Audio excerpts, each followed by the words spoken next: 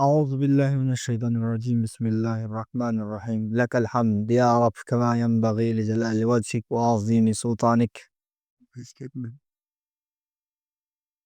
সমস্ত প্রশংসা আল্লাহ রাব্বুল আলামিনের জন্য, যিনি আজকে আমাদেরকে ওখানে দ্বীনি দার্সের জন্য বসার তৌফিক দান করছেন। সবাই বলি আলহামদুলিল্লাহ।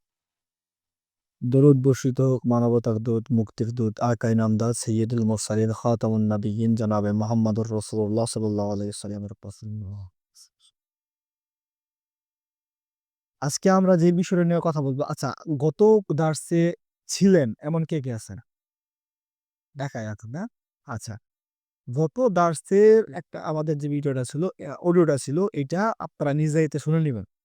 বুঝতে পারছেন? কারণ যদিও আমার প্রত্যেকটা দার্স হবে ইন্ডিভিজুয়াল, প্রত্যেকটা আলাদা বিষয়, কিন্তু একটা আরেকটার সাথে কানেক্টেড থাকবে। এজন্য ওইটা নিজ দায়িত্বে শুনে নিবেন, হ্যাঁ? আচ্ছা, আজকে আমরা যে বিষয়টা নিয়ে কথা বলবো, এটা হতাশাজনক একটা বিষয়। মানে হতাশ করা, অনুপ্রেরণা দেয়া, উৎসাহ দেওয়া, নসিহা টাইপ কথাবার্তা না। মানে আমাদের যারা ইসলাম বা ইসলামের বিজয় নিয়ে কাজ করতে চায়, দাওয়া নিয়ে কাজ করতে চায়, তাদের জন্য হতাশাজনক কিছু কথাবার্তা, তাদেরকে ডিমোটিভেট করার মতো কিছু কথাবার্তা বলবো আজকে। আচ্ছা, আমাদের আজকের বিষয় হচ্ছে বিপ্লবের পূর্বে জনপদের চাষাবাদ। বিপ্লবের পূর্বে জনপদের চাষাবাদ। আপনি একটা ধান ক্ষেতের মালিক, একটা যেকোনো ক্ষেতের মালিক। আপনার ক্ষেতটা হচ্ছে অনেকটা শুকনা জায়গা। আরেকজনের একটা ক্ষেত আছে যেটা হচ্ছে নদীর পাশে। আরেকজনের ক্ষেত এমন জায়গায় যে ফসলই হয় না। এই ৩ জনের চাষ যদিও ধান করবে, ৩ জনই চাষ ধানই করবে। কিন্তু প্রত্যেকের কি প্যাটার্ন সেম হবে? ফসলের মান সেম হবে? তার মানে আপনার যে জনপদ, আপনার জনপদকে আপনার চাষ করতে হবে ওই জনপদকে বুঝে, ওই মাটিটাকে বুঝে। বুঝতেছেন? ওই জনগণের মানুষকে বুঝতে হবে। এই যে বিষয়টা, বিপ্লবের পূর্বে আমরা কিভাবে আমাদের জনপদটাকে বুঝতে পারবো এবং এটার প্যাটার্নটা কি হবে এবং আমরা এখন পর্যন্ত ঠিক কতটুকু অগ্রগতি হইছে এই জায়গায়, এটা নিয়ে আমরা আলোচনা করব। ১ নাম্বার হচ্ছে জাতীয় প্রস্তাবনা। প্রত্যেকটা মহান জাতি মূলত গতিশীল। প্রত্যেকটা মহান জাতি মূলত গতিশীল। তাদের একটা আল্টিমেট গোল থাকে। যেই জাতি, যেই ভাষা, যেই সংস্কৃতি গতিশীল না, ওইটা মরে যাবে, ওইটা ধ্বংস হয়ে যাবে। লুৎফর রহমান বলছে যে, "নদীর স্রোত যখন রুদ্ধ হইয়া পড়ে, তখন তাহার পানি হাজিয়া মজিয়া পচিয়া যায়।" বুঝতে পারছো? যখন একটা নদীর পানি প্রচন্ড গতিশীল থাকে, তখন এখানে ময়লা হয় না। প্রবহমান পানি খাওয়া যায়, এমনকি ওটার মধ্যে ময়লা পড়লেও। কিন্তু যখন নদীর পানি আটকে যায়, ওখানে শ্যাওলা জমে, ওইখানে কচুরিপানা হয়, ওইখানে মাছগুলা ডিফারেন্ট হয়ে যায়। ওইখানে চারদিক থেকে ময়লা এসে ওটাকে নষ্ট করে ফেলে। তো গতিশীলতার জন্য প্রত্যেকটা যেমন নদীর জন্য একটা লাগবে, গোল লাগবে যে ও যা সাগরে পড়বে। ইভেন আমরা যে বাথরুমে পানি ফেলি, ওই পানিগুলা যাওয়ার জন্য কিন্তু ওর একটা গোল সেট করে দিয়েছে। ও ওই জন্য গতিশীল হয়। কিন্তু আমাদের জাতির জাতীয় গোল আসলে কি? আচ্ছা, আমাদের জাতি বলতে আমি মিন করতেছি বাংলাদেশ। আপনার জনপদ, মানে আপনি যেই জনপদে আছেন। এটার বাইরে যদি আমরা চিন্তা করি, মুসলিমরা। মুসলিমদের প্রত্যেকটা মুসলিম, সে নামাজ পড়ুক, না পড়ুক, সে প্র্যাকটিসিং হোক, প্র্যাকটিসিং না হোক, সে যেমন হোক, পাপী, তাপী নির্বিশেষে প্রত্যেকটা মুসলমান জানে একদিন ইমাম মাহদী আসবে, দুনিয়া দখল করে ফেলবে। সব মুসলমান, সব মুসলমানদের দখলে চলে আসবে। এইটা মানে এটা কি শুধু প্র্যাকটিসিংটা জানে? সবাই। মানে ইভেন সে গাঁজাখোর, মদখোর, সে জিনাকারী, সে যাই কিছু হোক, সে জানে যে তার জাতি একদিন দুনিয়া জয় করবে এবং এটা কিভাবে হবে পুরো প্যাটার্নটা তার মাথায় আছে। যে ১ম এ দাজ্জাল আসবে, সবকিছু ইমাম মাহদী আসবে, গাজওয়াতুল হিন্দ হবে, এই হবে, সেই হবে। এরপর আস্তে, আস্তে পুরা দুনিয়া। সে যে জিতবে, সে যে আল্টিমেট জয়টা তারই হবে, এটা সে কনফার্ম। যদিও সে এটার জন্য কাজ করতেছে না। এই যে মাইন্ডসেট, এটা এমন মারাত্মক যে ও যদি মারাও যায় পাপী অবস্থায়, ও যদি নিজে জাহান্নামেও যায়, ও যে বংশ ছেড়ে যাবে, তার যে বংশ থাকবে, একদিন না একদিন ওর বংশ ওইগুলো দিয়ে যাবে। ও জেনেটিক্যালি এই বার্তাটাকে, এই বয়ানটাকে বহন করতে থাকবে। ইভেন একটা প্রজন্মে যুদ্ধ-টুদ্ধ সব ধ্বংস করে ফেলে, একটা পরাজিত করে আগুন-টাগুন দিয়ে পুরা জনপদ ছারখার করে দিল। ওদের থেকে বংশ পরম্পরায় বিভিন্ন কয়েক প্রজন্ম আসলো। কয়েক প্রজন্ম পরে আসার পর দেখবেন আবার শুরু হয়ে গেছে। আবার বিপ্লব শুরু হয়ে গেছে। আবার জিহাদ শুরু হয়ে গেছে। এটার কারণ কি হয়? এটার কারণ হচ্ছে এই যেমন বাংলাদেশে একসময় প্রচন্ড জিহাদি একটা ব্যাপার ছড়ায় পড়ছিল। পরে ওয়ার অ্যান্ড টেররের পরবর্তী সময়ে এমন একটা নিষিদ্ধ ভাইব চলে আসছিল। পরে আবার এটাকে নরমালাইজ হচ্ছে। আবার এটাকে চাপ দিয়ে ধরছে। এখন আবার এটা নরমালাইজ হচ্ছে। এই যে দেখো, একটু ঢিল দিলেই এটা নরমালাইজ হয়ে যায় কেন? কারণ দিন শেষে জানে প্রত্যেকটা রিক্শাওয়ালা, প্রত্যেকটা মুদির দোকানদার, প্রত্যেকটা মানুষ যে এখানে একদিন গাজা তেল নিষিদ্ধ হবে, একদিন তো ইন্ডিয়াকে আমরা দখল করব। এই যে জাতীয় একটা গোল পুরা মুসলিম বিশ্বের, এইটা আছে বলেই পুরা পৃথিবীর যাবৎ শক্তি আমাদের মেন্টালি উইক করতে পারে না। তারা আমাদের শিক্ষা ব্যবস্থা চেঞ্জ করে, আমাদের সংস্কৃতি ধ্বংস করে, আমাদের উপর ঔপনিবেশ চাপায় দেয়, আমাদের উপর দারিদ্রতা চাপায় দেয়। কিন্তু যখনই একটু ঢিল পড়ে, তখনই আবার আমরা জ্বলে উঠি।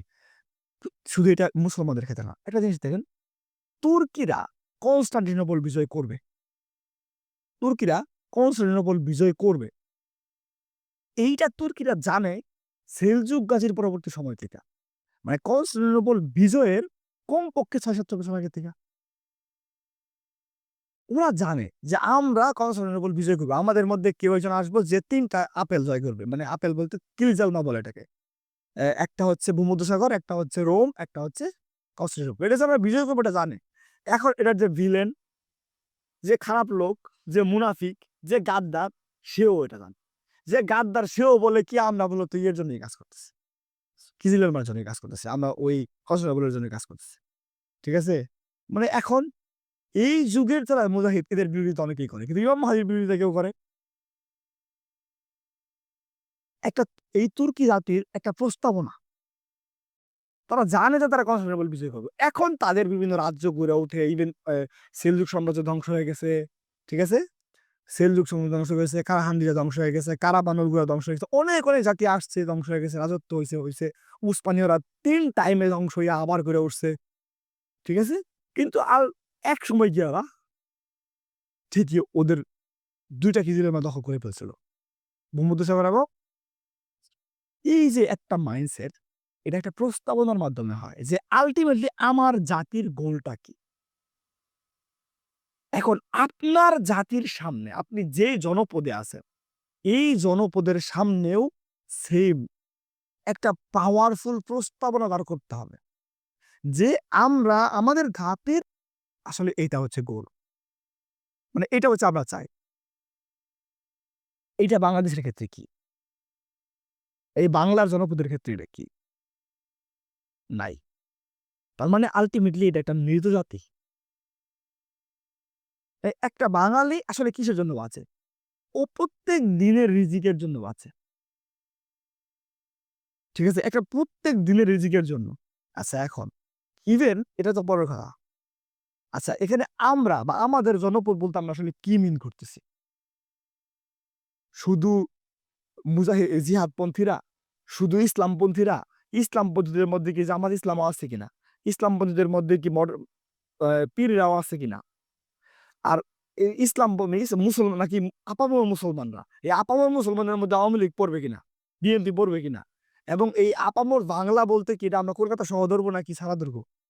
এখানে আমরা যখন বলবো আমাদের একটা প্রস্তাবনা আছে। এই আমাদের মধ্যে কে ইনক্লুড হবে? আমরা আসলে কারা? বুঝতে পারতেছো? আমরা আসলে কারা? এই প্রত্যেকটা জিনিস হচ্ছে আমাদের এখনো পর্যন্ত আইডেন্টিফাই করা হয় নাই। তুমি যখন আমরা বলতে একটা আমরা আসলে এই বড়াটাকে বোঝাচ্ছি এবং এটা সর্বজন স্বীকৃতি হইতে হবে। মানে পুরা জাতির মধ্যে এটা এস্টাবলিশ হইতে হবে। যখন আমরা বলতে এইটুকু, এই যতটুকু তুমি ধরছো অতটুকুর মধ্যে এটা এস্টাবলিশড যে আমরা আসলে আমরা। মানে দিন শেষে আমরা বলতে যদি আপনি জামাত সহ কথা নেন, জামাত ধরো, চরমনাই ধরো, হেফাজত ধরো, তাহেরিদেরকে ধরো, সুন্নিয়ত ধরো, ধরলে ওদের সবার একটা গোল এটা ঢুকতে হবে যে হ্যাঁ, দিন শেষে আমাদের লক্ষ্য এটা, যদিও এটা আহলে হাদিসের সাথে আমাদের না মিলুক, না মিলুক, আমাদের সাথে যুদ্ধ থাকুক, কিন্তু আলটিমেট গোল এটা।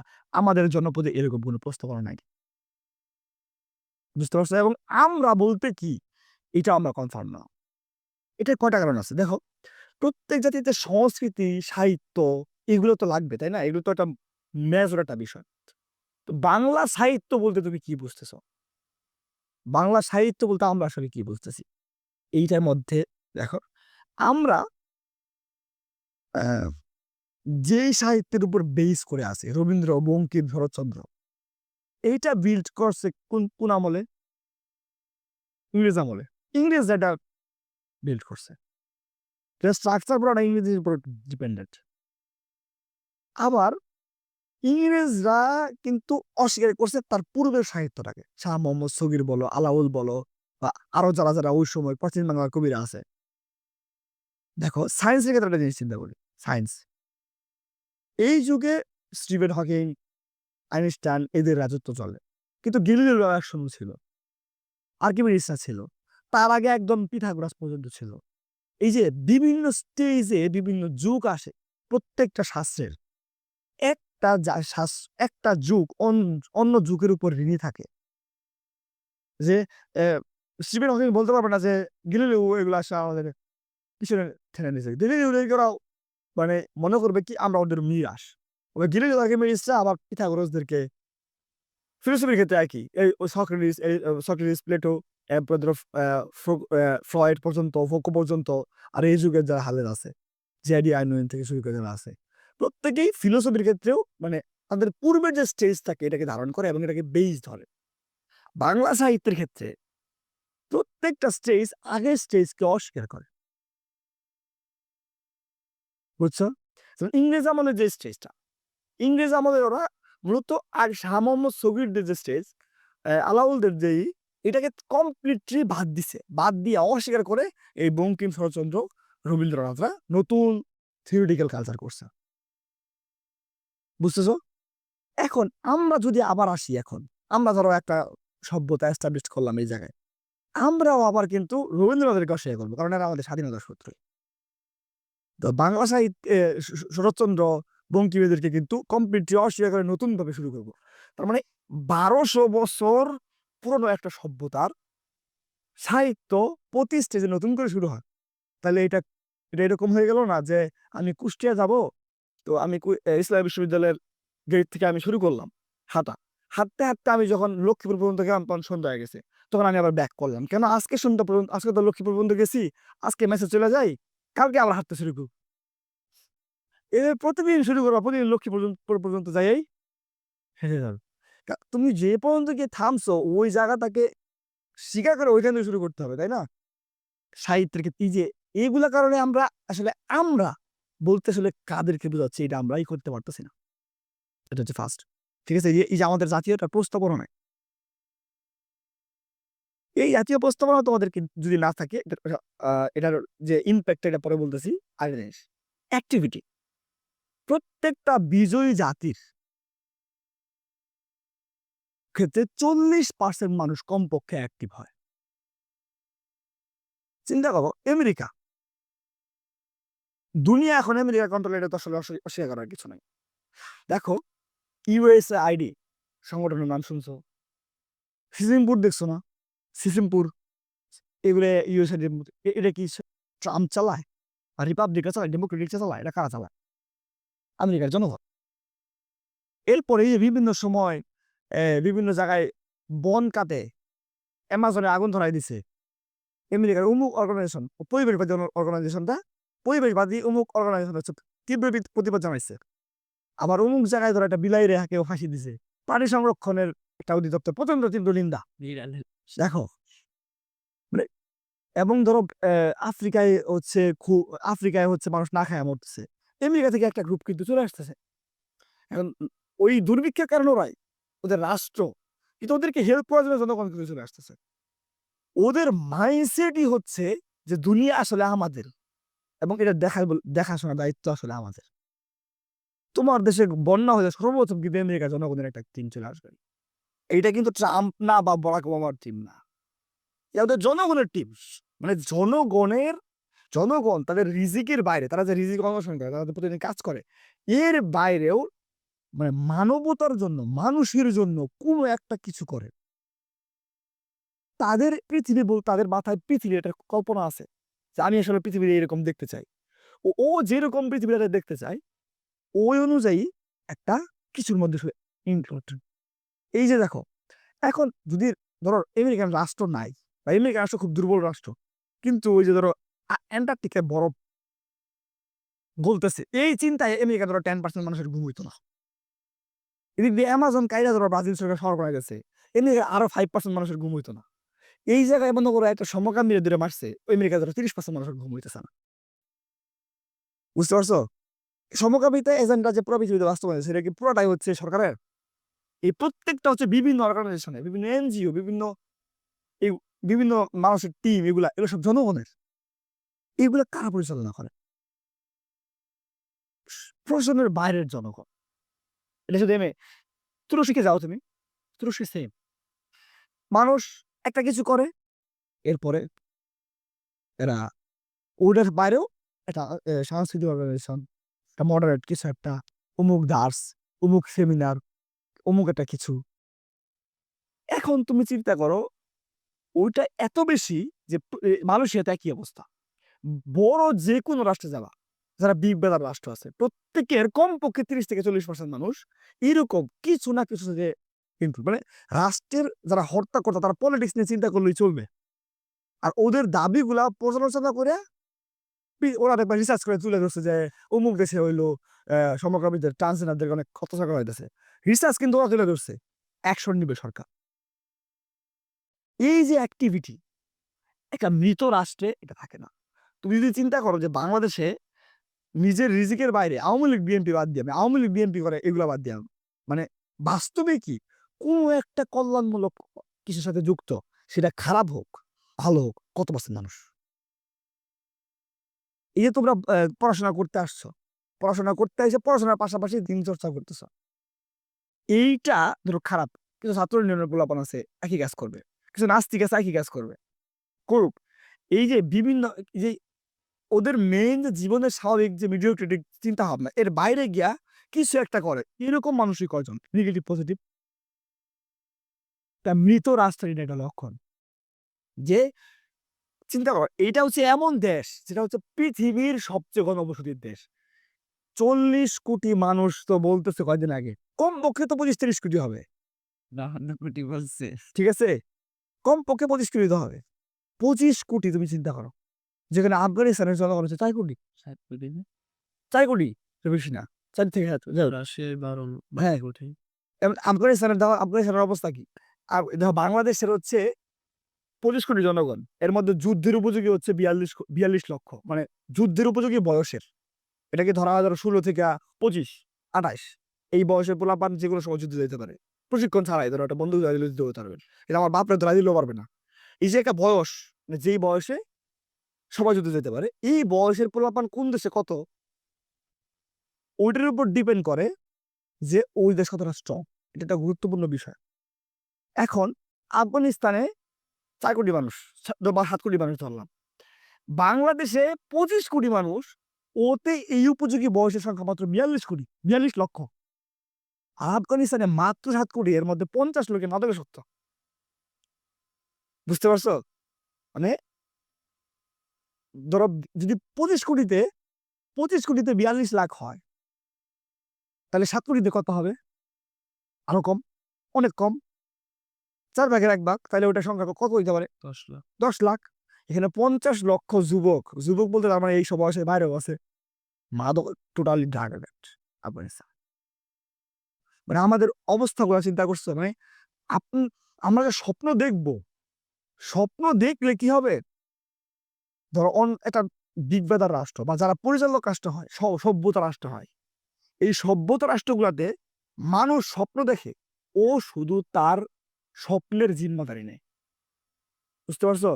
তুমি যখন কোনো স্বপ্ন দেখবা না, ওই স্বপ্নের ফলে যে মানে একটা বিশৃঙ্খলা সৃষ্টি হবে, ধরো এটা স্বাভাবিক, তুমি ঘরটাকে সুন্দরভাবে সাজাইতে চাও, তাহলে এখন যেরকম আছে ওটা তো চেঞ্জ করতে হবে। তাহলে তোমার ঘরটাকে নতুন সাজাবা, তো ব্যাগটা ওদিকে নিবা, চেয়ারটা ওদিকে নিবা, একবার তো এলোমেলো হবে। তো যে ওইটা ঠিক করবে তার ওই দিকেই ফোকাস করা উচিত।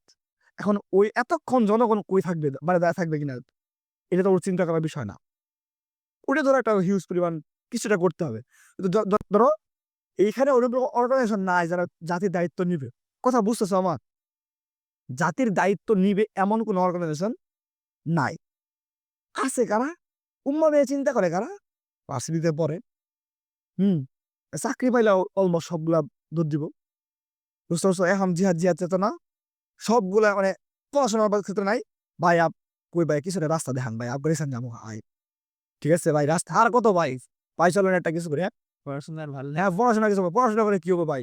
ওই যে ইয়ের মতো করবো যে ভাই নামাজ যখন দাঁড়ায় যায় তখন ইলম অর্জন ফরজ, কিন্তু নামাজ দাঁড়ায় গেলে তো আর ইলম অর্জন করবেন না, তখন নামাজই পড়বেন। মানে জিহাদ তো সময় হয়ে গেছে, তখন তো পড়াশোনার টাইম নেই, ঠিক আছে?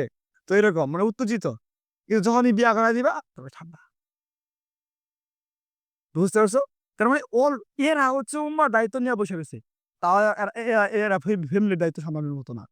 এইরকম মানুষের, ওয়ালাইকুম আসসালাম, ঠিক আছে। এইরকম মানুষের একটা তয়ফা, এইটা এটা হচ্ছে আয়া যাচ্ছে যতটুকু হোক, এরাই হচ্ছে কিছু একটা করতেছে, কিছু একটা করে ফেলার স্বপ্ন দেখতেছে। কাহিনী হচ্ছে যখন এরা কিছু করতে যাবে তখন এই 40% মানুষ যদি অ্যাক্টিভ থাকতে, 30% মানুষ অ্যাক্টিভ থাকতে, ধরো আমার ফ্যামিলিতে 10 জন সদস্য, 2 জন কামাই করে, ফ্যামিলি কিন্তু চলবে, তাই না? কিন্তু ধরো একজনও কামাই করে না, তখন আমাদের জাতির অবস্থা কি? ধরো যদি ধরো 30-40% মানুষ কাজ অ্যাক্টিভ থাকতো, 20% মানুষ অ্যাক্টিভ থাকতো, সে যাই করুক, তাইলে বাকি যে 80% এদের নিয়ে তোমার চিন্তা করতে হতো না। কিন্তু এখন 100%-এর মধ্যে 1%-এরও কম হচ্ছে চিন্তাশীল বা অ্যাক্টিভ। এরা যদি কাজ করতে যায় তখন ওই বাকি 100%-এর দায়িত্ব ওদের কাছে চলে আসবে। ফলে কয়দিন পরে দেবো হুজুর, তুমি কাজ করবা নাকি দায়িত্ব নিবা? যদি নিজেই নিজের উপর এস্টাবলিশ না হয়, বুঝতে পারছো? তোমার এই হচ্ছে জাতির অবস্থা। এরপর হচ্ছে ভূমিরে বোঝা, হ্যাঁ? ভূমিরে বোঝার মধ্যে যেমন ধরো তোমার এই জায়গাটা হচ্ছে, তুমি যে জায়গায় থাকো এটা ঘনবসতির জায়গা, প্রচুর মানুষ, প্রচুর মানুষ, পৃথিবীতে এরকম ঘন কোথাও নেই। এবং এইখানে সমতল, এইখানে মানুষ কৃষিভিত্তিক, এই ধরনের মানুষের কোনো ধরনের টাফ কিছু করতে হয় না জীবনে। এই এই জনগণ দীর্ঘ, ধরো দীর্ঘ প্রায় 500 বছরে কোনো দীর্ঘ যুদ্ধ দেখে, মানে বড় কোনো যুদ্ধ দেখে না।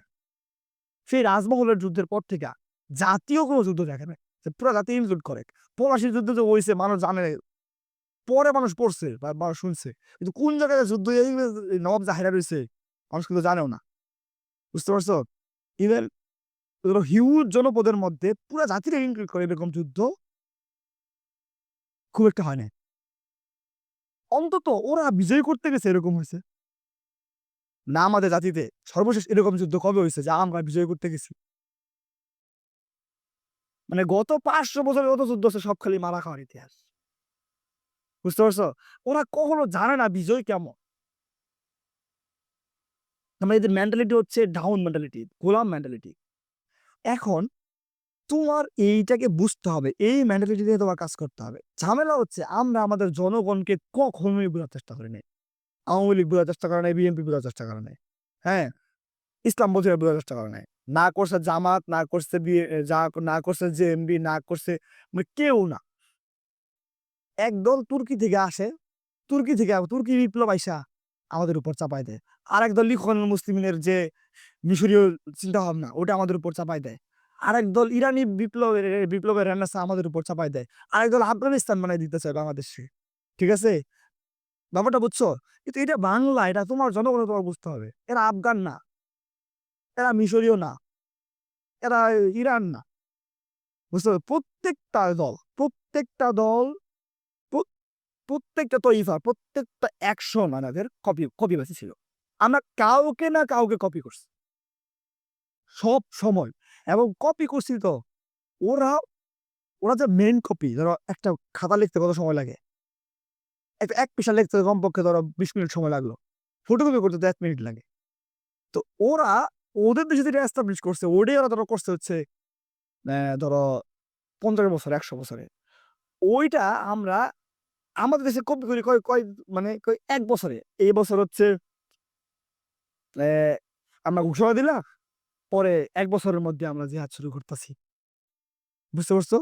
এই যে বিষয়গুলা আমার জনগণরে বুইঝা আমার মাটিতে একটা বিপ্লব উপস্থাপন করা, এগুলা আমরা কখনোই করি না। এইগুলা নিয়ে অনেক কাজ কিভাবে কাজ করা যাবে, কিভাবে কি করতে হবে এগুলো আমরা বলব না। আমরা শুধু যে আজকে সক্রেটিসের মতো বলব যে, "I know that I know nothing." আমি জানি যে আমি কিছু জানি না। শুধু এইটুকুই বলব আজকে, হ্যাঁ? পরবর্তীতে বাকি আলোচনা হবে। এরপর আসে যে আখলাক। বিপ্লবের যদি ইমান বলতে আমি যেকোনো বিপ্লবের কথা বলতেছি। যেকোনো বিপ্লবের তো একটা ইমান থাকে, তাই না? ইভেন সেকুলারিজমেরও তো একটা ইমান আছে। ইমানের পরে সবচেয়ে গুরুত্বপূর্ণ যেটা এটা হলো বিপ্লবীদের আখলাক। এটা এমন জটিল জিনিস, যদি বিপ্লবীরা আখলাক সম্পন্ন হয় তাহলে বিপ্লব সফল হতে পারে, নাও হতে পারে। কিন্তু বিপ্লবীরা যদি আখলাক সম্পন্ন না হয়, ও তো সফল হবেই না। পরবর্তীতে এই সেম ম্যানিফেস্টো নিয়ে যদি অন্য কেউ হাজির হয়, পরবর্তী কয়েক যুগ এটা তারা গ্রহণ করবে না। বুঝতে পারছো? আর এক এক প্রজন্ম যদি ভয় পাওয়া যায়, ও জীবিত থাকতে পরবর্তী প্রজন্মরে তুমি আর দাওয়া দিতে পারবা না। যদি ধরো এই প্রজন্মে তুমি কোনো জিহাদি অ্যাটাম্প নিলা বা যেকোনো ধরনের বিপ্লবী অ্যাটাম্প নিলা, অ্যাটাম্পটা ব্যর্থ হইলো। ওই প্রজন্ম আর তোমারে গ্রহণ করবে না। একদম ওই ২০০৫ সালের পরে এই যে আজকে আবার পাবা। বুঝতে পারছো? কারণ কি ওই ২০০৫ সালে যারা দেখছে, ওই সময় এরা আসলে এগুলো হচ্ছে সব ছোট ছিল। আমরা সব ছোট ছিলাম। ওগুলো আমাদের খেয়াল নাই। আর আমাদের বাপেরা হইলো বুড়া হয়ে গেছে। হ্যাঁ, বাপেরা কিছু কইলো আমরা বলবো কি, "তুমি কি বুঝো? তুমি কিছু বুঝো না। তোমার হইলো গত ১৬ বছর তোমরা কোথায় ছিলা?" বাপেরা তো আমরা বুড়া বাপ আমরা না করবো, আমরা বলে দেবো কি, "গত ১৫ বছর তোমরা কোথায় ছিলা?" ঠিক আছে? বইলা আমরা হলাম জেন জি এই সেই। কিন্তু এই প্রজন্মে যে আবার তুমি ফেল করো, আবার আমি যতদিন জীবিত আছি, আমার পোলারে আমি করতে দেব না। যখন আমার পোলা আমারে কইবো, "তুমি কি বুঝো?" ওই পর্যন্ত তুমি চুপ করে বইসা থাকতে হবে। এইগুলা হচ্ছে খুব জটিল জিনিস। হ্যাঁ? তোমার আখলাক যদি নষ্ট হয়ে যায়, আখলাক মানে তুমি যা বলতেছো তার এপ্লাই তোমার ভিতরে আছে কিনা, দ্যাটস ইট। ঠিক আছে? তুমি যা বলতেছো তার এপ্লাই তোমার মধ্যে আছে কিনা। যদি তুমি দেখাইতে পারো, তাহলে তোমার সফল হওয়ার চান্স আছে। যদি দেখাইতে না পারো, শেষ। এবং তুমি যা বলতেছো তাও শেষ। এবং এই সেম কথা অন্য কেউ যদি এসে বলে, ওটাও শেষ। যেমন তোমার ফ্যামিলি তোমার হাতে আছে। তোমার এলাকা তোমার হাতে আছে। তোমার এলাকার মসজিদের যে তোমার ফ্রেন্ডরা তোমার হাতে আছে। এদের সাথে তুমি কি করছো? এইটার উপর ডিপেন্ড করবে তোমাকে জনগণ ভাববে যে ও ক্ষমতায় গেলে কি করবে? আজকে আহলে হাদিস ক্ষমতায় গেলে তাহেরের ফাঁসি হবে। ঠিক আছে? আজকে জামাত ক্ষমতায় গেলে আশীর্বাদ নানরে গুম করা হবে। এমন একটা ইসলাম বলি দেখাও যারা ক্ষমতায় গেলে আরেক দলের ফাঁসি হবে না। মানে জেল দেল না। আজকে যদি জুবাইরপন্থীরা ক্ষমতায় যায় তার ছাত্রলীগের কি অবস্থা? আল্লাহর রহমত যে ইসলামপন্থীরা ক্ষমতায় যায় না। বুঝতে পারছো? এটা হলো আখলাক বেসিক আখলাক বলতে কিন্তু আমি বোঝাচ্ছি না যে তুমি সত্য কথা বলো অমুক তমুক। সামগ্রিক ক্যারেক্টার। কারণ তুমি এখানে কি প্রতিষ্ঠা করতে আসছো? এটা সভ্যতা প্রতিষ্ঠা করতে আসছো। আচ্ছা, বলতো কালচার কি? হুম। সংস্কৃতি কি? এই একটা একটা ব্যক্তির ক্ষেত্রে যা ক্যারেক্টার, একটা জাতির ক্ষেত্রে তাই কালচার। মানে একটা একটা সভ্যতা, একটা সিভিলাইজেশনের যে ক্যারেক্টার ওটা হলো ওটি হচ্ছে কালচার।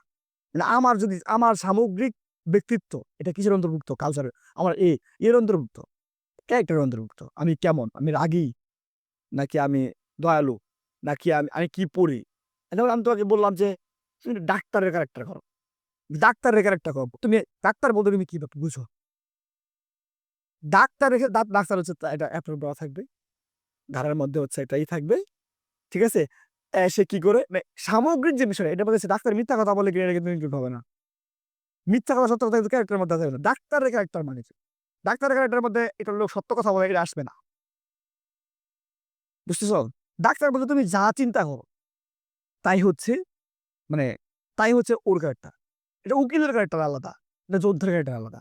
একটা বিপ্লবীর ক্যারেক্টার কেমন হওয়া উচিত? একটা বিপ্লবী বলতে তুমি কি বুঝো? এটা দায়ী বলতে তুমি কি বুঝো? তার পূর্ণতা তোমার ভিতরে থাকতে হবে। নাইলে তুমি বিপ্লব তখন তুমি ফিনিশ। ঠিক আছে? আর তুমি যদি তোমার ক্যারেক্টারে ডেভেলপ করতে না পারো, তুমি দিন শেষে কালচার ডেভেলপ করতে পারবে না। ধর্ম কালচারের উপর থাকবে। দিন কালচারের উপর থাকবে। যদি তুমি দিন রে কালচারের সাথে মিলাইতে না পারো, একদম জনগণ তোমার দিন একদম ছুঁড়ে ফেলে দিবে, যেরকম তুরস্ক হয়েছে। যেই দিন তুরস্ক উসমানী খেলাফত পতন হয়েছে ওই দিনের পর থেকেই হিজাব নিষিদ্ধ, টুপি নিষিদ্ধ। কারণ এই জোর করে বসেছিল ক্ষমতায় খেলাফত, কালচার তো চেঞ্জ হয়ে গেছে। বুঝতে পারছো?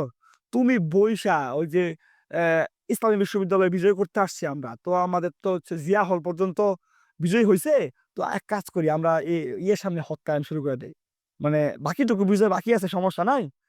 আমরা কি করি যেটুকু হয়েছে এর মধ্যে টেবিল টেবিল হ্যাঁ কে খবর কার মোবাইল চুরি করছো তো হাত কাটি আয়। ঠিক আছে? এই তো আমাদের মেন্টালিটি তো এরকম যে ইসলাম প্রতিষ্ঠা করবো মানে কি? ইসলাম প্রতিষ্ঠা করবো মানে কি? মানে হচ্ছে হাত কাটবো। ঠিক আছে? ইসলাম প্রতিষ্ঠা বলতেই আমাদের মাথায় প্রথম যেটা আসে এটা লোকে জিনা পাতার মারতাছে, চুর ধরে হাত খাটাছে। অথচ দিন প্রতিষ্ঠা মানে তাওহীদকে, সামগ্রিকভাবে তাওহীদকে তোমার জাতির ভিতরে, তোমার জাতির কালচারের মধ্যে এস্টাবলিশ করতে হবে।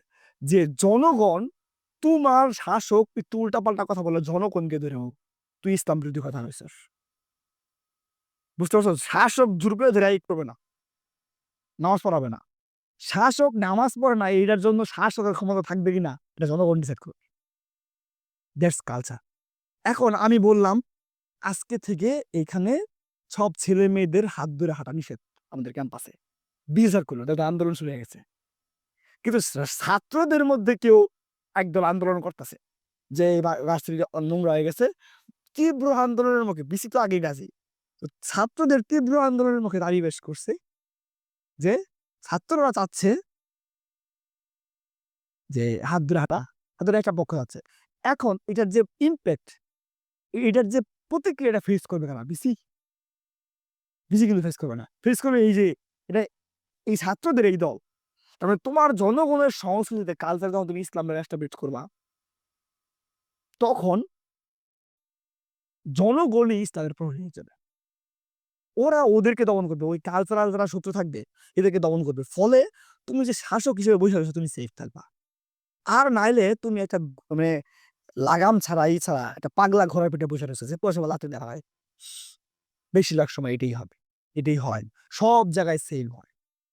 জোর করে ধরে ক্ষমতায় বসে এবং জনগণ রিয়েকশন করে। বুঝছো? কিন্তু দেখো জনগণকে বোঝা এটা কত ভালো।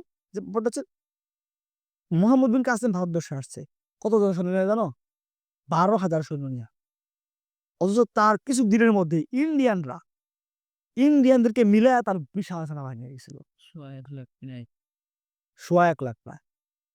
এটা হিন্দুরা যারা জাত পাতে জাতে সতীদাহ প্রথা, জাত অমুক তমুক ছোঁয়াছুঁই এগুলোতে বিরক্ত। বুঝতে পারছো? এটাতে তারা বিরক্ত। তো এরা অটোমেটিক ও আচ্ছা আমাদের এই সমস্যার সমাধান হচ্ছে এটা। কিন্তু আমাদের যত প্রস্তাবনা আসে, আমাদের যত কিছু আসে, ইসলামপন্থীদের বলো যাই বলো, দেখো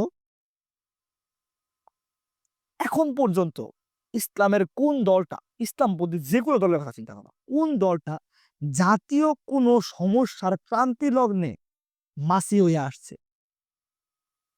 বুঝতে পারছো? জাতির একটা চরম সমস্যা ফেস করতেছে, ওইটার সমাধান নিয়ে আসছে ইসলামপন্থী কোন দল? ওই সমস্যার উপর ভিত্তি করে ওরা একটা প্রস্তাবনা নিয়ে আসছে যে এই সমস্যার সমাধান আমাদের মধ্যে আছে। এরকম দেখবা না। দেখবা যে আগা নাই মাথা নাই, হুট করে ১৩ তো ১৪ দফা ১৫ দফা ২০ দফার ভিত্তিতে একটা ইসলামী দল করে ফেলছি। এরা আসলে কি চায়? না জনগণে বুঝে নাকি ওরা নিজেরা বুঝে। ইভেন বাংলাদেশে এমন কোনো ইসলামপন্থী নাই যারে জনগণ বুঝে এবং জনগণ একটা মূল ভাবে বেসিক্যালি বলতে পারবে যে হ্যাঁ, এই দলটা এটা করতে চায়। জনগণ জানেই না এরা কি চায়। যদি সকল ইসলামী ঐক্য জোট হয়, মানে সব মুসলমান একলগে হয়, তারপর নির্বাচনে দাঁড়ায়, ভোট পাবে, যদি মানে ভোট হয়, সুষ্ঠু ভোট হলে 10% ভোট হবে না। কারণ জনগণ আসলে বুঝেই না যে আসলে এরা কি চায়। কোনো ইসলামপন্থী বোঝে না। এবং দেখবা যে মানে কোনো মৌলিক সমস্যার ক্ষেত্রে ইসলামপন্থীরা ওই মানে প্রথম সারির মানে ত্রাণকর্তা হইয়া হাজির হয় না। কেউ হাজির হয় না। এই ভূমির কেউ হাজির হয় না। এই যে একটা প্রস্তাবনা নাই, মানুষ জাতিরে বুঝে না, এদের কোনো লক্ষ্য নাই, জাতির মানুষ অ্যাক্টিভ না। ফলে ধরো মানুষের জীবনে বিভিন্ন সময় চড়াই উতরাই আসে না। কিন্তু ও জানে যে ওর গোল কি, ওই গোলের পথে চড়াই উতরাই আসে। এবং অনেক সময় হয় যে আমাদের জীবনে যে সংঘাতগুলা হয়, এই সময়গুলো আসলে পরিকল্পিত। যে আসলে এই সময় মারামারি করতে হবে আমার, অমুক সময়টা গ্যাঞ্জাম লাগাইতে হবে। আমরা জানি যে জায়গায় গ্যাঞ্জাম লাগতে হবে, এই জন্য তো আমরা জিতি। ঝামেলা হইলো আমাদের জাতির যেহেতু প্রস্তাবনা নাই এবং আমাদের জাতির সাথে এর বিরোধী কোনো যোগাযোগ নাই এবং আমরা কি চাই, কেন চাই, কিভাবে চাই আমরা জানি না। ফলে আমাদের জাতীয় জীবনে যেই ঘটনাগুলা ঘটে, বড় ঘটনা ঘটে, একটা বড় জাতি, সে জাতিতে পৃথিবীর ৩য় বৃহত্তম জাতি, ঠিক আছে? তো এদের জীবনে কোনো ঘটনা ঘটবেই স্বাভাবিক। এগুলো সব হয় অপরিকল্পিত। ৪৭ অপরিকল্পিত, ঠিক আছে?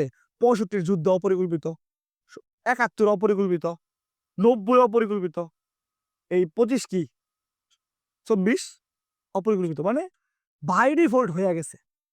একটা নিয়ে গ্যাঞ্জাম লেগে গ্যাঞ্জাম নাটে বড় হয়ে গেছে। এখন এই গ্যাঞ্জামটা কেন বাজাইছিল? এটা হ্যাঁ, যদি গ্যাঞ্জামটা সফল হয় তাহলে আমি বাজাইছি। আর যদি ব্যর্থ হয় তাহলে ওরা বাজাইছে। বুঝছো? মানে আসলে যে কেউ বোঝে না, এটা বাজ্যা পড়ছে। তার মানে একটা জাতির সুদীর্ঘ ইতিহাসে পরিকল্পিত কোনো সংঘাত নাই। না, ওরা গোসল করতে চায় নাই কেউ। টুপ করে পড়ে গিয়ে গোসল লাগতেছে। বুঝছো ব্যাপারটা? মানে এইভাবে চলতেছে। সব অপরিকল্পিত, সব অপরিকল্পিত। মানে একটার পর একটা করে। ফলে ধরো এখন ২৪ টা এমন একটা জিনিস হয়ে গেছে যে এটার পক্ষে যারা তারা ভালো, যেটার বিপক্ষে যারা খারাপ। অথচ এই বিষয়টি অপরিকল্পিত না। ওই বিষয়টি অপরিকল্পিত না। বিষয়টি অপরিকল্পিত, কিন্তু এখন বাই ডিফল্ট হইয়া একটা জিনিসের পক্ষে যারা, বাই ডিফল্ট যারা পক্ষে তারা ভালো, আর যারা বাই ডিফল্ট বিপক্ষে তারা খারাপ। ৭১ সেম। মানে যারা ওই সময় এত বড় যুদ্ধ হবে তো কারো আগামাথা কিন্তু কোনো কিছু মাথায় নেই। ধরো যারা মনে করতেছে যে এখন যুদ্ধ ওবরের কি ঠিক, দেশ আলাদা হয়ে যাওয়া কি এত কঠিন, সহজ বিষয় নাকি? তো ধরো বাই ডিফল্ট ওরা চাইলো যে না, এই যে গ্যাঞ্জামের মধ্যে আমি নাই। তো যে গ্যাঞ্জামের মধ্যে নাই, আরেক দল গ্যাঞ্জামের মধ্যে আছে। এইটুকুই পার্থক্য। যারা গ্যাঞ্জামের মধ্যে নাই তারা স্বাধীনতা বিরোধী। আর যারা গ্যাঞ্জামের মধ্যে আছে তারা স্বাধীনতার পক্ষে শক্তি। যদি সফল না হইতো তাহলে যারা গ্যাঞ্জামের মধ্যে নাই তারা ভালো, যারা গ্যাঞ্জাম করছে তারা খারাপ। এই যে মানে ভালো আর মন্দ, এখন কোন ইসলামপন্থী বলতে পারবে ২৪ যা হইছে তা ভুল। ওর উপায় আছে। তার মানে আমাদের হাতে নাই এমন কিছুর উপর ডিপেন্ড কইরা, হ্যাঁ, এটা তো আমরাও করছি। মুক্তিযুদ্ধে তো হুজুরের মানে নামাজ পড়ছে মুক্তিযুদ্ধ আমি দেখছি। এই যে ছবি দেখো। মুক্তিযোদ্ধারা হুজুর আছেন। এই যে ৭ জন বীর শ্রেষ্ঠ দেখছো মুসলমান। এই যে এরকম মানে জোর কইরা ক্রেডিট নেয়া। একটু জায়গা দাও ভাই। মানে খাটের মধ্যে ৪-৫ জন শুইছে না, এরও জায়গা দেওয়া লাগে, এর জায়গা দিলে উপরে যায়, এর জায়গা দিলে উপরে যায়। কোন কিছু তোমার না। জাতির কোন অর্জনকে তুমি ওন করতে পারো না এবং জাতির কোন অর্জনকে তুমি ওন করতে পারো না এবং কোন জাতির কোন মানে দুর্বিষহ কোন কিছু দুর্ঘটনা, এটার দায়ও তুমি নিতে পারো না। ঠিক আছে? তো ব্যাপারটা বুঝছো? মানে এখানে কেউ দায় নেয় না। স্যার, আচ্ছা, মানে আমাদের এখানে এমন কোন রাহাবার নাই যে জাতির একটা ঘটনা ঘটছে, যে এটা খারাপ কিছু করছে, এটার দায় আমার। অথবা মানে এমন কোন ভালো কিছু জাতির মধ্যে ঘটনা যেটা কেউ বলে না যে না এটা ভালো হয়েছে কিন্তু আমি এটা করতে পারি নাই। ভালো যা হয়েছে সব আমি করছি। খারাপ যা হয়েছে তা হইলে ও করছে। এটার কারণ কি? কারণ হচ্ছে আসলে কেউ করে নাই। হয়ে গেছে। ব্যাপারটা বুঝছো? মানে এই যে বেসিক এগুলো হচ্ছে বেসিক মানে এগুলো চাষাবাদ করা। মানে দুনিয়ার সব ভালো কিছু হয়ে যাক গা। আমরা ইসলামের স্বার্থে কাজ করতেছি। এখন আমি দেখব যে এটা কি ইসলামের স্বার্থে নাকি স্বার্থে না। আমার লক্ষ্য আমি ধরো যাবো হচ্ছে ঢাকা। এখন খুলনা যাওয়ার বাসে 50% ছাড়। তাতে আমার কি? বুঝতে পারছো? আমি উত্তেজিত হব না এটা নিয়া। যে খুলনা যাওয়ার বাসে 50% ছাড়। এটা আমাকে উত্তেজিত করবে না। বুঝছো? আমি জানি যে আমি কি চাই। তো ওইটার জন্য পজিটিভ সবকিছু আমি গ্রহণ করব, নেগেটিভ সবকিছু বর্জন করব। ইভেন অন্যটা ভালো হোক, খারাপ হোক। আমরা এটা করি না। আমরা সব ভালো কিছু নিতে চাই যে আল্টিমেটলি আমাদের কোনো আগানো নাই। তো বুঝতে হবে। ব্যাপারটা বুঝতেছো? এটার কারণ কি যে জাতীয় প্রস্তাবনা নেই। এইগুলা বেসিক ব্যাপারে আমাদের অনেক কাজ করতে হবে। অনেক কাজ করতে হবে। ঠিক আছে? আরো অনেক বিষয়ে তো আর সময় নেই। তাহলে আলোচনা করতে হবে। আমার সময় হয়ে গেছে। আচ্ছা, পিছনে সময় গেছে। আচ্ছা। তো আমি শুধু আজকে ওগুলাই বললাম যে আমাদের কাজ করা হয় নাই। আমরা আসলে শুরুই করিনি অনেক কিছু। আসলে কাজ আমাদের শুরুই হয় নাই। হ্যাঁ, আমরা ধান লাগাই দিছি অনেকেই। ধান লাগাই দিছি যেভাবে শুকনা শুকনা ক্ষেত কেউ হুড়া দিয়ে কোপায়া তার মতো করে লাগাই দিছে। কিন্তু আল্টিমেটলি হবে না। এখন ধরো কেউ করে ফেলছে। এখন কেউ বাংলাদেশে ৭০ বছর ধরে ইসলামী আন্দোলন। এখন তারে গিয়া বুঝাইলা যে আমাদের বেসিকের মধ্যে এই উইকনেস আছে। ঠিক আছে? বেসিকের মধ্যে এই উইকনেস আছে। সেটা মানবে না। কারণ তোরা ভুল ট্রেনে যখন কেউ উঠে পড়ে, তখন সে যত দূর পর্যন্ত যাচ্ছে ও কিন্তু ভুল দিকে যাচ্ছে। এখন সে যদি বলে যে আমি তো ভুল ট্রেনে উঠলে তুমি যদি বুঝতে পারছো যে তুমি ভুল ট্রেনে উঠছো, ১ম তোমার কাজটা কি? নেক্সট স্টেশনে নেমে যাওয়া। কিন্তু তুমি বললা যে, যে আমি এত বছর আমার এত মানে আমি তো তাও আগাইছি। কেউ তো স্টেশনে দাঁড়ায় রয়েছে। বুঝতে পারছো? কেউ তো স্টেশনে দাঁড়ায় রয়েছে। আমি তো তাও আগাইছি। ঠিক আছে? এখন যারা অনেক অভিজ্ঞতা পাইয়া গেছে, অনেক দিন হয়ে গেছে ইসলাম আন্দোলন করে। তো এখন যদি তাদেরকে বলো, তোরা জামাত ইসলাম একটা দল। ৭০ বছরের ১০০ বছর হয়ে গেছে ধরো ওরা ইসলামী আন্দোলন করতেছে। এখন যদি তাদেরকে বলো তোমার এই বেসিক কাজগুলো বাকি আছে, তারা আবার সঙ্গে শুরু করবে না। কেন শুরু করবে না? ১ম থেকে শুরু করার মানে হচ্ছে যেকোনো কিছু সবার জন্য এটা। ১ম থেকে শুরু করার মানে হচ্ছে এতদিনের সব কাজকে ভুল হিসেবে স্বীকার করো। স্বীকার করা। এতদিনের সকল পরিশ্রম নষ্ট হওয়া এবং এটাকে স্বীকার করে নেওয়া। তাহলে এতদিন যারা শহীদ হইল, এতদিন যারা ত্যাগ স্বীকার করলো, এতদিন যারা বলল, এদের কি হবে? বুঝতে পারছো? এখন হুট করে যে জামাত ইসলাম ঘোষণা দেয় যে ডেমোক্রেসির মাধ্যমে ইসলাম প্রতিষ্ঠা আসলে পসিবল না। তাহলে এতগুলো মানুষের দায় সে কিভাবে নিবে?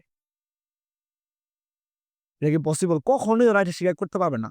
এবং এটা আসলে ওদের মন থেকে কখনো একটা সায় দিবে না যে তারা বলবে যে কারণ তুমি অনেক ত্যাগ নিয়েই ফেলছো।